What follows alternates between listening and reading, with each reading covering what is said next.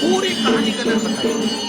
अगर दुनिया के लोग सही कहानी बताते तो भतीजा और बुआ का संबंध खराब हो। कहानी गलत थी ना। लोगों ने कहा, हिरण्यकशिपु ने अपनी बहन से कहा, बहन तू अपने भतीजे को गोदी में रखकर बैठ जा और चादर ओढ़ कर बैठ जाना, तू बच जाएगी, तेरा भतीजा जल जाएगा। तो बुआ भतीजे को जलाने के लिए गोदी में लेकर बैठी। बोलो सही है कि गलत है? लोगों ने कहानी गलत बताई। होलिका, तो लोगों ने कहा उसका भतीजे को जला। पहले तो होलिका का नाम तो निकालो कि होलिका का नाम क्या है। कथा वालों ने कह दिया हिरण्यकशिपु की बहन थी होलिका, वो अपने भतीजे प्रहलाद को गोदी में लेकर बैठ गई। वो प्रहलाद को हाथी के पांव के नीचे डाला, खोलते तेल में डाला, अग्नि में डाला, इसमें डाला, उसमें डाला, नहीं मरा। आखिरी में अपनी बहन से कहा होलिका तो अपने भतीजे को गोदी में लेकर बैठ जा। पहले उस होलिका का नाम तो लाओ जिस होलिका का नाम विष्णु पुराण में डूंडा लिखा है। क्या नाम लिखा है? डूंडा। होलिका का असली नाम लिखा है विष्णु पुराण में डूंडा। इसलिए आज भी होली में लकड़ी नहीं जलाई जाती, मोटे मोटे डूंड जलाए जाते हैं, क्योंकि उसका नाम डूंडा है। और डूंडा बैठी अग्नि में, भतीजे को गोदी में लेकर बैठ गई। उसके पास में एक ब्रह्मा जी की चादर थी, जिसको ओढ़ कर बैठ जाती थी तो आगी में जल नहीं सकती थी। डूंडा ने देखा चारों तरफ से आगी लग गई, मेरा भतीजा जल जाएगा। तो बुआ को लगा मेरा भतीजा जल जाएगा। बुआ वो होती है जो दुआ देती है, बुआ कभी बद्दुआ नहीं देती।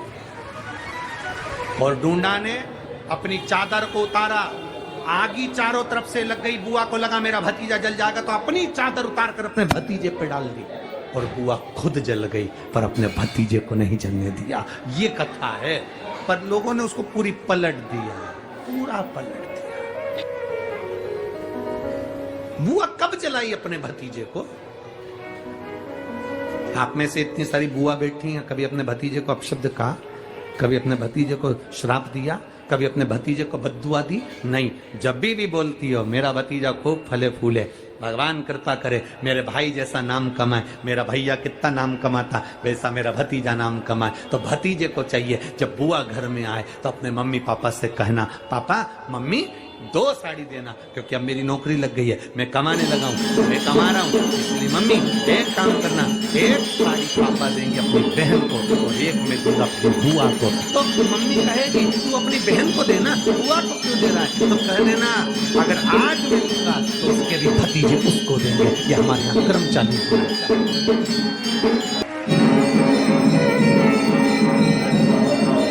पर करे क्या, 4 भाई 1 साड़ी बहन को जब देते हैं पैक करके, पूरी पैक।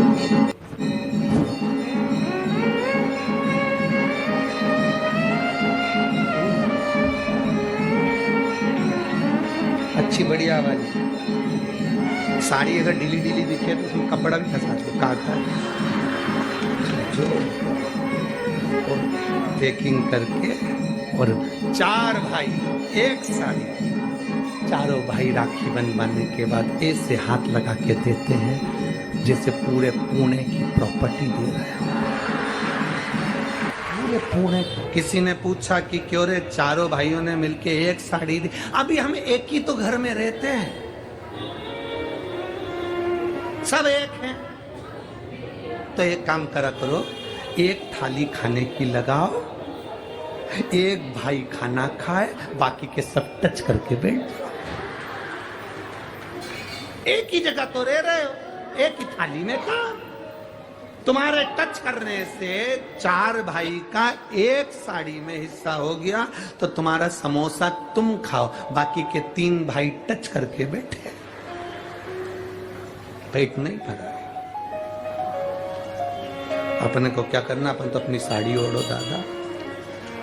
गुरुजी, ओ गुरुजी, हमने कहा क्या है, सारे त्योहार फीके हो गए, होली आ रही है, लगी नहीं रही कि होली जैसा है, दिवाली आती है तो लगता ही नहीं कि दिवाली जैसा है, राखी आती तो लगता ही नहीं राखी जैसा है, सारे त्योहार फीके हो गए गुरुजी। हमने कहा त्योहार फीके नहीं हुए, त्योहार का कलर फीका नहीं हुआ, त्योहार का रंग फीका नहीं हुआ है, बस त्योहार वही है, गुलाल वही है, मिठाई वही है, गुजिया पपड़िया वही है, खुरमे चकरी वही है, पपड़िया वही है, गुजिया वही है, इंसान वही है। बस बाजार में से जो रौनक समाप्त नहीं हुई है, रौनक आपके भीतर की समाप्त हो गई। आपके भीतर इतनी ईर्ष्या भराती गई, इतनी ईर्ष्या भराती गई, इतनी ईर्ष्या भराती गई कि वो ईर्ष्या के कारण, उस अहंकार के कारण, उस अहम के कारण तुम एक दूसरे से मिलना पसंद नहीं कर पाते। पहले के लोग कहते थे हमारे यहाँ जब होली होती थी इतने लोग आते थे, मिलने जाते थे, गुलाल लेकर जाते थे। आजकल तो कोई दिखता नहीं है। कारण केवल इतना सा है, तुम्हारा अहंकार, तुम्हारा ईगो, तुम्हारा अभिमान तुम्हें अपने घर से बाहर नहीं निकालता। तुम घर से बाहर नहीं निकलते अपने अहंकार के कारण, अपनी काया के कारण, अपनी अभिमत्ता के कारण। आप दूसरे से मिलना पसंद नहीं करते। जरा सा कोई ने कलर लगाया तुम्हें क्रोध आ गया, जरा सा किसी ने गुलाल लगाया तुम्हें गुस्सा आ गया, जरा सा कोई आया भाभी जी भैया जी करके गुलाल लगा गया, तुम न न न न न न न न न कहां जाओ। इतने वीआईपी हो गए, इतने वीआईपी हो गए, इतने वीआईपी हो गए कि अपने त्योहारों से भी दूर हो गए। मेरा निवेदन है, होली का त्योहार आ रहा है, उस फागुन के त्योहार में मेरा देवादिदेव महादेव माता पार्वती के साथ होली खेलता है, मेरा कृष्ण कन्हैया राधा रानी के साथ होली खेलता है। आप भी अपने इष्ट मित्रों के साथ होली खेलिए और दिल से खेलिए। हमारे सीहोर में, सीहोर जिले में एक होली होती थी। उस होली का नाम हमने पिछली बार बदल दिया था। कौन सी होली कर दी थी? महादेव की होली। पिछली बार हमारे सीहोर जिले में हमेशा होती आई थी वो होली, थोड़ा उसका नाम हमने चेंज कर दिया था तो उसको महादेव की होली कर दिया। मेरे सीहोर जिले के रहने वाले सभी रहवासियों से, जिले भर के निवासियों से निवेदन करना चाहूंगा, वो पुरानी होली को बंद कर महादेव की होली नाम दिया गया है। शिव मंदिर में जाना है, चंदन का जल शिव जी को 1 लोटा चढ़ाना। एक बात अपनी जिंदगी में उतार कर रखो, शंकर भगवान को घी का दिया भी लगाओ तो तुम्हारे घर में जो असली घी हो, थोड़ा सा भले 1 पत्ती लगाओ, भले इतनी सी बत्ती जलाओ, पर असली घी की जलाओ। शिव जी को अगर चंदन भी लगा रहे हो तो असली लगाओ। शंकर भगवान को चावल भी चढ़ा रहे हो तो असली चढ़ाओ। शंकर भगवान को अगर अष्टगंध भी चढ़ा रहे हो तो असली चढ़ाओ। केमिकल का कोई चीज मेरे महादेव को मत चढ़ाओ जिससे भगवान शिव की मूर्ति नष्ट हो। ऐसी कोई, शिव जी ने जब विष पिया, विष पीने के बाद 5 गौ माता का दूध शंकर भगवान के शिवलिंग पर चढ़ता रहा। बहुला, सुरभि, सुशीला, 5 गौ माता ऐसी जिनका दूध शंकर पर। अभी हमने कथा में कहा था तीसरे दिन, सतयुग में गाय का दूध निकालना नहीं पड़ता था, अपने आप गाय दूध दे दे। चारों थन का दूध गाय का अपने आप है।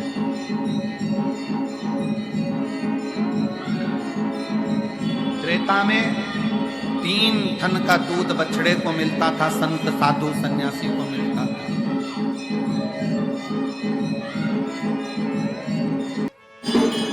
द्वापर में 2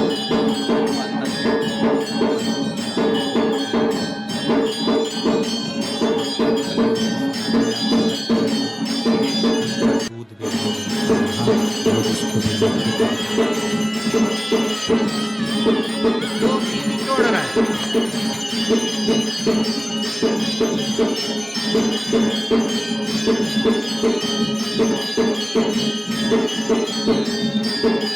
आज के जमाने में, आज के समय में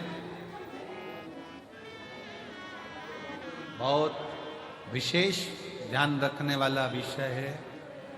अगर बाबा करुणा करे और कृपा करे और दया करे तो एक बात अपनी जिंदगी में याद करो, अगर तुम्हारे पास में भगवान ने जमीन दी, जमीन, और मेरा शंकर अगर तुम्हारे ऊपर कृपा करे, कुबेर भंडारी ऐसी कृपा कर दे कि तुम्हारी सबकी 2-2, 5-5 एकड़, 10-10, 8-8 बीघा जमीन हो, शिव ऐसी कृपा करे तुम्हारे ऊपर, तो एक निवेदन जरूर करूंगा इस व्यासपीठ से, अगर बाबा तुमको जमीन दे और जमीन अगर तुम्हें हो, गेहूं तुम खाओ,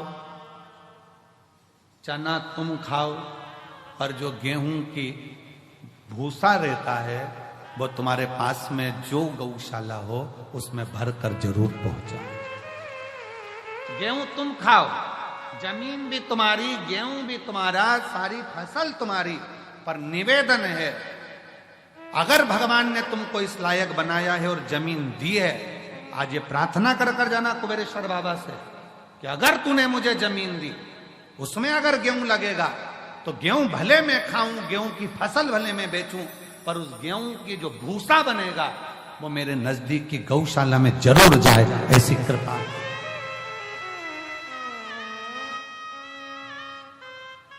आज गाय के भूसे का गौ माता को जरूरत है।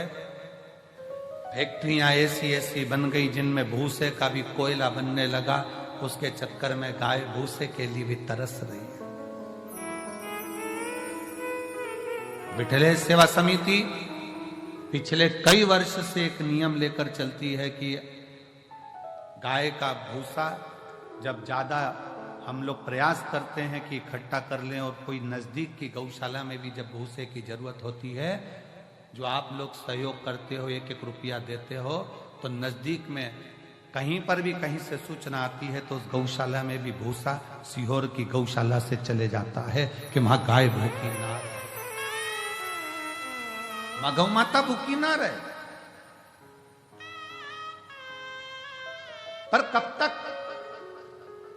इसलिए मेरे बाबा से निवेदन है, जितने आयो, मेरा भोलेनाथ, मेरा कुबेर भंडारी, तुम सब अगले साल जब तुम यहां आओ रुद्राक्ष महोत्सव में, तो मेरा बाबा तुम सबको जमींदार बनाए, जमीन वाला बनाए, सबको जमींदार बनाए, सबको जमीन बाबा दे, कोई नहीं बचे जिसके पास जमीन ना, खूब दे, 2 एकड़, 5 एकड़, 10 एकड़, 25 एकड़, जितनी मेरे बाबा को देना हो बीघा में, 2-5 बीघा भी दे।